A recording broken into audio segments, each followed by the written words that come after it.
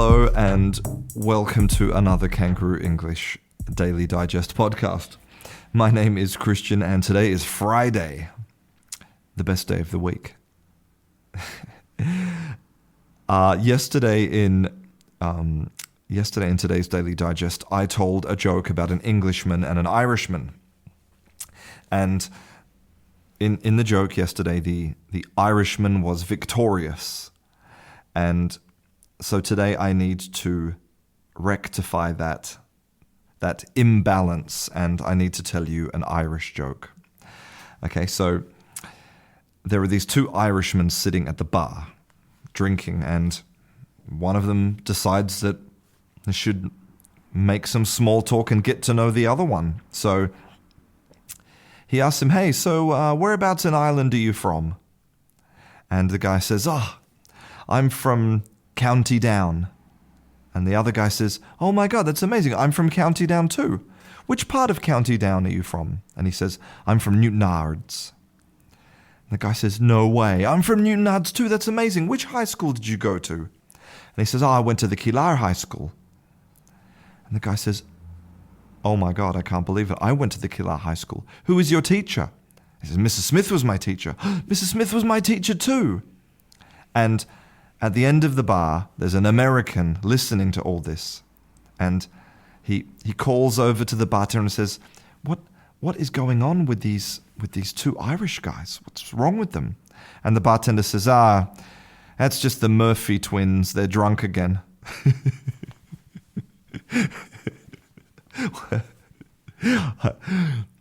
And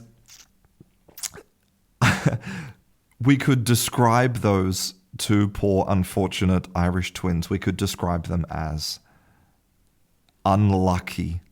Unlucky to be lacking in intelligence. And in today's podcast, I want to talk about luck and happiness and motivation. So the Old English word for luck was actually hap, H-A-P, hap.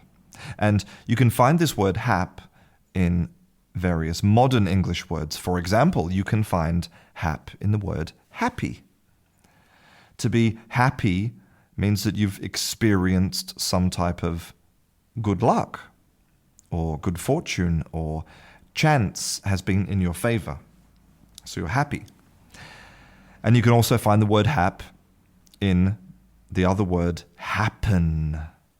Because when something happens, it's the result of chance or fortune or luck. And I consider myself to be a very lucky person. And so I'm very happy. But you could also be the opposite. You could be a very unlucky person and you could be hapless. And that is today's word of the day, hapless. H-A-P-L-E S, hapless. Now, one of the reasons that I feel so lucky and not hapless is because I have discovered a very deep passion in my life and I am rewarded for that passion in various different ways. And one of the ways that I'm rewarded is that I receive beautiful gifts from people from all over the world. And this morning I received a package, and inside there was a genuine Victorinox Swiss Army knife. And I received it from a follower in Switzerland, and it has my name engraved on it, and it's a very beautiful thing. And so that makes me happy and makes me feel lucky. And that's why today's the best day of the week. Now, people who are trying to learn a language, maybe they feel like a certain amount of their success is based on luck.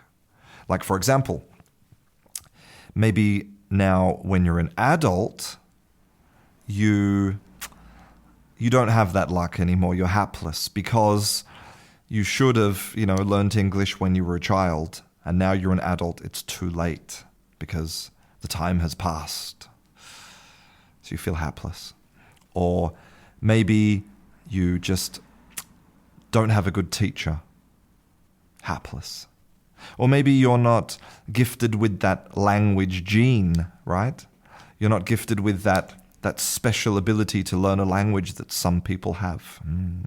Hapless. But the thing is that all of those things are myths. Because you're an adult, of course you can learn a language. You can probably learn a language way better than a child. That's what the science tells us. And the science also tells us that there is no such thing as a language learning gene. There are not some people who are just better at learning languages than others. What you need hard work, and you also need motivation. But motivation is one of those funny things because it's difficult to know how to get it and where it comes from. But I want to talk about some interesting research about motivation. Now, the traditional view of motivation is that it's a quantity. That basically you have this kind of empty container inside you which holds your motivation, and you fill it up. So you can fill it up with a little bit of motivation or a lot of motivation. Like maybe you would prefer to sit on your sofa and watch Netflix, but God, you just feel really motivated to go to the gym. Your motivation tank is full. Great. But there's some research which tells us that motivation probably doesn't work like that. That motivation is not a quantity, it's a quality. Which means that there's not just one container of motivation, there's different containers. And we can test what type of motivation you have by using something called the Regulatory Focus Questionnaire, made by Higgins in 2001. And let me give you an example of some of the questions that are on this questionnaire. So, first question. Compared to most people, are you typically unable to get what you want out of life? Growing up, would you ever cross the line by doing things that your parents would not tolerate? How often have you accomplished things that got you psyched to work even harder? Did you get on your parents' nerves often when you were growing up? How often did you obey rules and regulations that were established by your parents? Growing up, did you ever act in ways that your parents thought were objectionable? Do you often do well at things that you try? Etc., etc. There's only 11 questions. And on the back of the questionnaire, there's this scoring algorithm where you can figure out your score. And this tells you where your motivation sits in two different categories. So one possible type of motivation is called promotion. Now, promotion means that you want to gain things. It's like you're competitive. You want. You're trying to build the house of motivation. And the other type of motivation is prevention. Prevention is the opposite. Prevention is when you feel like you already have everything you need and you're trying to protect it. You don't want to lose it. So you can see how there's two different mindsets, two different ways to look at motivation. One of them is you're building something you're trying to get, and the other one is you're protecting what you have, you're trying not to lose. And it's not just one or the other. You're not this type or that type. You have a certain percentage of one or the other. It could be 50-50, 60-40, 70-30, or maybe even 99-1. But motivation seems to exist in these two categories. Now, that's, okay, maybe interesting, but there's this piece of research here. It's called Motivation as Quality, Regulatory Effects on Incidental Vocabulary Learning. And what they did was they taught these two different types of adults. They taught them vocabulary in two different ways.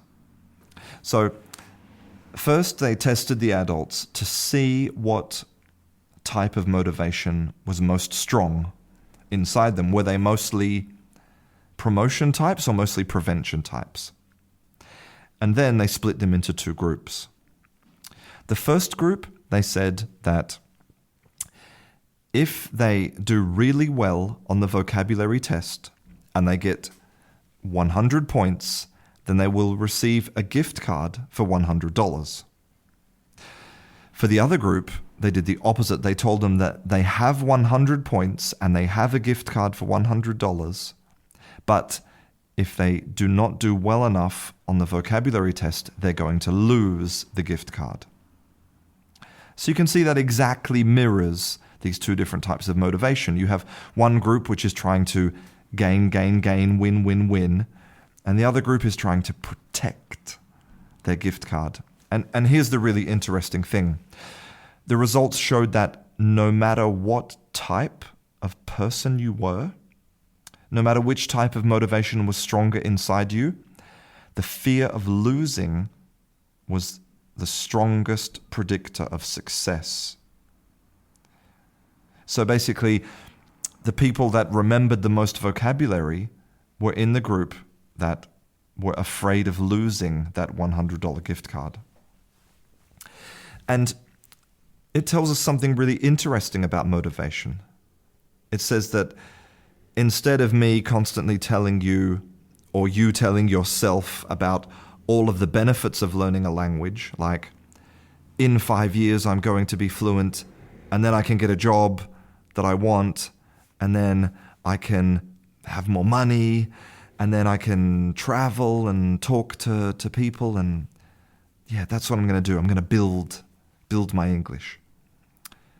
Maybe you need to think about it in the opposite way.